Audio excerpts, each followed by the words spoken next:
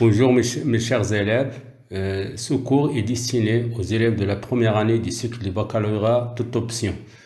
Donc nous allons étudier ici une activité de lecture. Donc c'est le chapitre 43. Donc étude des passages allant du Marie et je repris as-tu un papa jusqu'à je l'ai remise à sa bonne emportez-la. Donc c'est-à-dire jusqu'à la fin du chapitre. Dans ce 43e chapitre, donc le support, donc c'est le dernier jour d'un condamné toujours de Victor Hugo, chapitre 43. Donc on a dit que c'est un roman à thèse. Donc la thèse défendue, c'est toujours l'abolition de la peine de mort du premier chapitre jusqu'au 49e chapitre. Voilà. Dans un premier temps, on va commencer par la situation du passage. Donc ce passage est un extrait du roman à thèse, le dernier jour d'un condamné de Victor Hugo. Donc père d'une petite fille de 3 ans, le narrateur ne cesse de penser à elle depuis le verdict.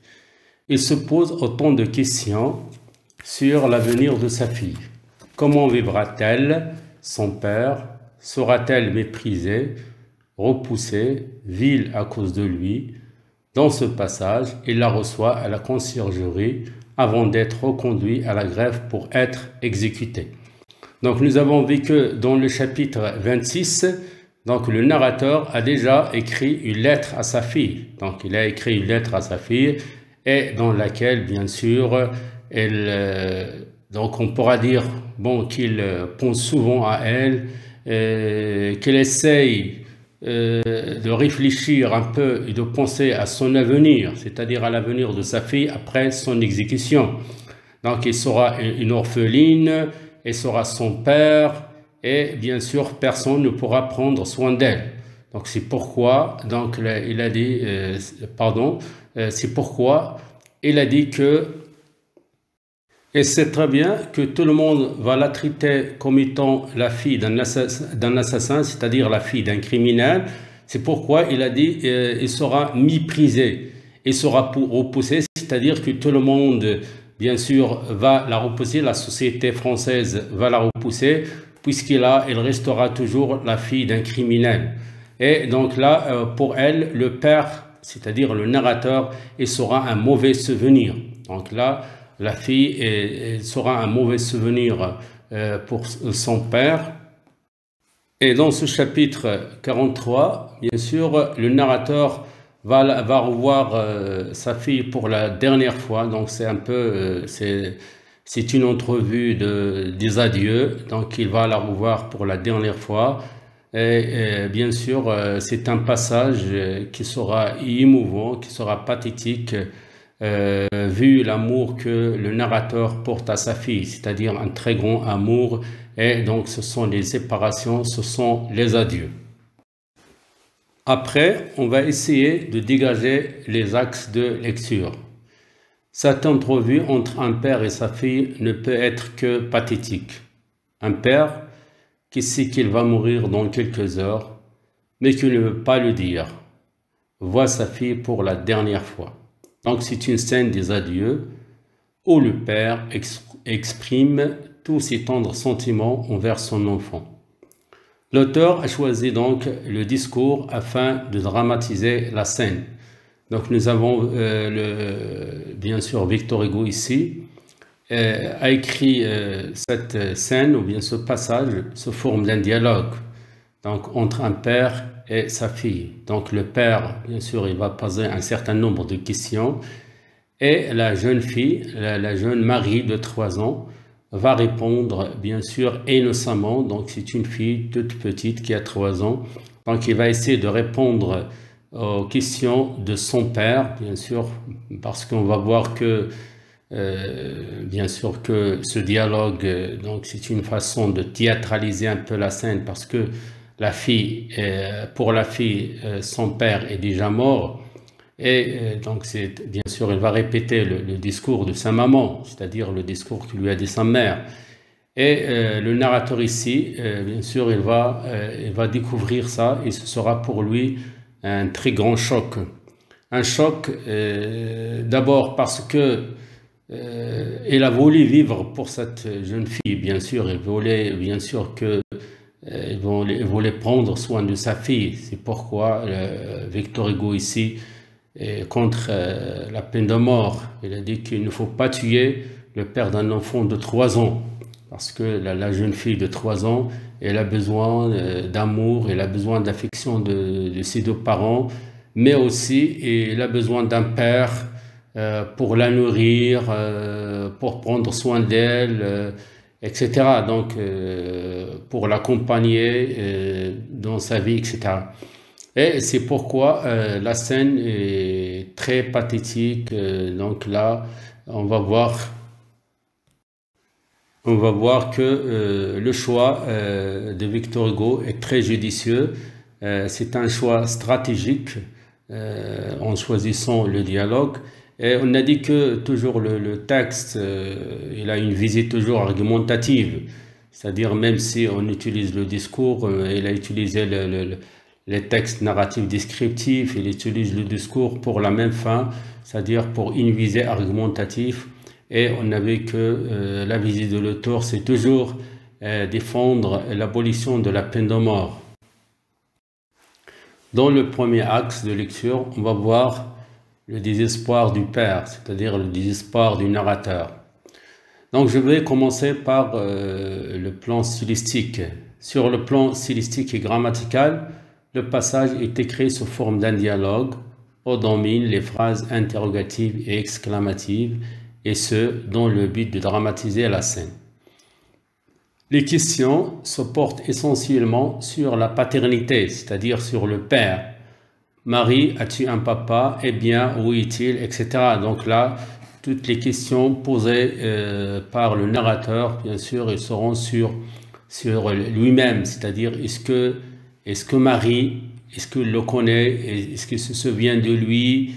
On va voir que ce n'est pas le cas parce que pour Marie, donc là, le père est déjà mort. Donc ce n'est pas gratuitement, c'est le narrateur pose ce genre de questions, car ça fait le renie, c'est-à-dire renier, c'est-à-dire le méconnaît. Donc bien sûr, il dit que pour elle, le père est déjà mort. C'est ce que lui a dit sa mère. Bien sûr, il lui a dit que votre père est déjà mort. Donc sur le plan thématique, c'est cette paternité qui est remise en question.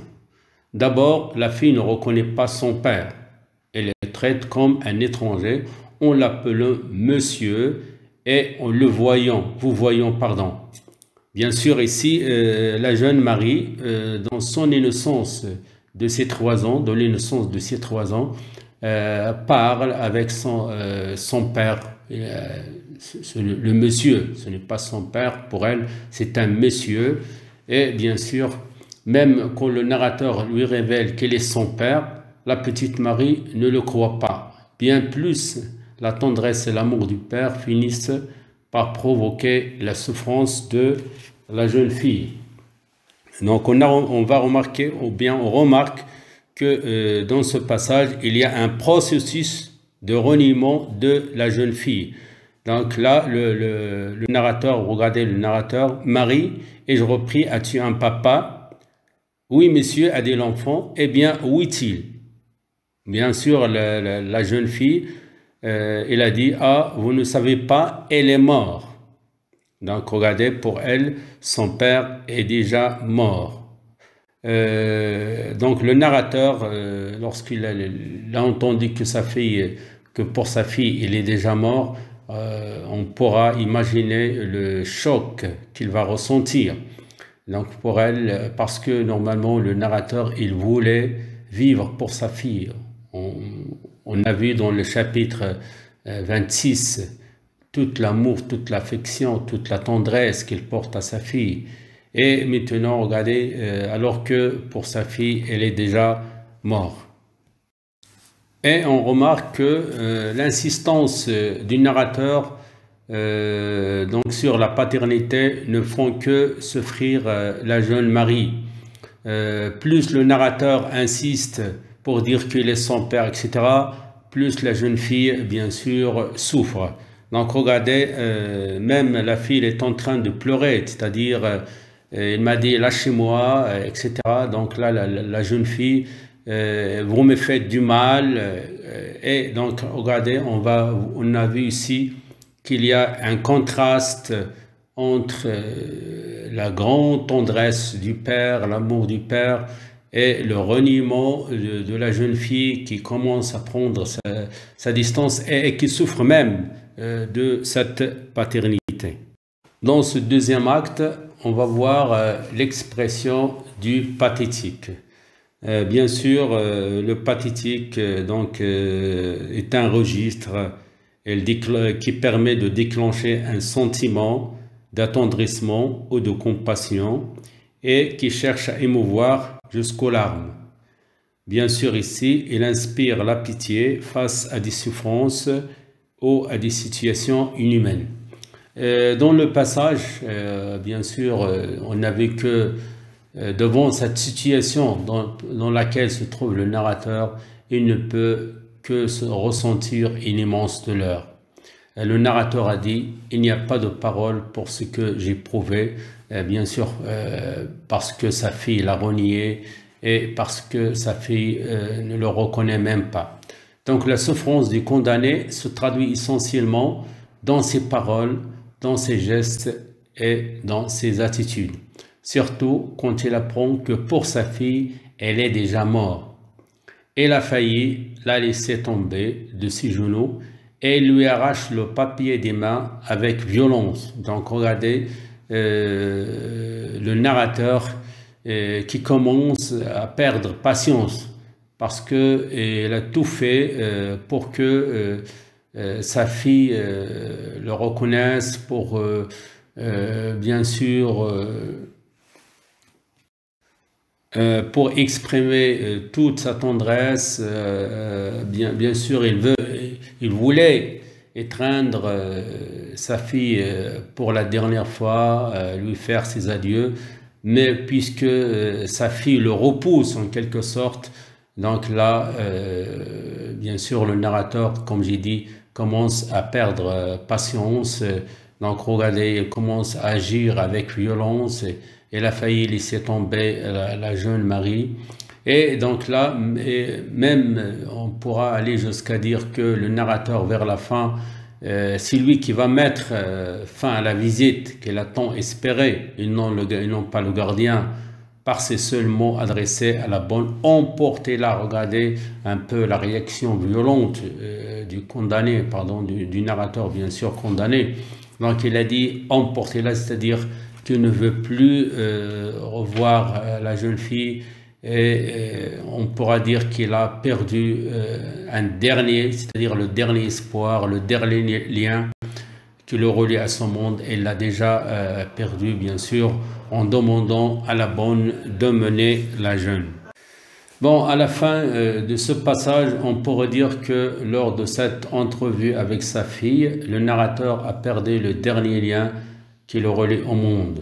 Donc sa fille était le seul être qui le rattachait à l'existence et qui lui rendait insupportable son exécution.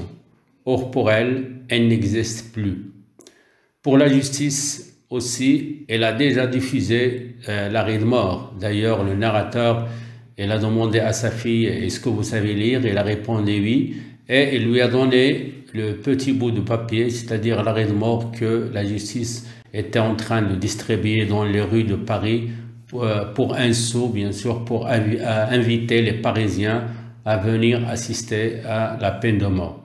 Donc le narrateur n'a plus aucune raison de souhaiter rester en vie. Je suis bon pour ce qu'ils vont me faire, note-t-il à la fin du chapitre. Donc l'objectif ici de l'auteur est de réussir à émouvoir les lecteurs et à toucher bien sûr leurs sentiments. Et je crois que Victor Hugo a bien fait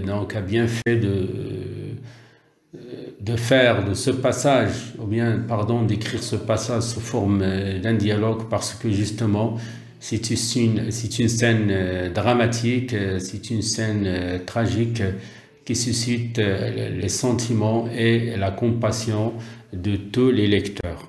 Voilà, j'invite mes chers élèves à lire le dernier ou bien le 48e chapitre, donc la dernière marche du condamné vers la mort. Et donc, je vous souhaite de passer une très bonne journée et à la prochaine, mes chers élèves.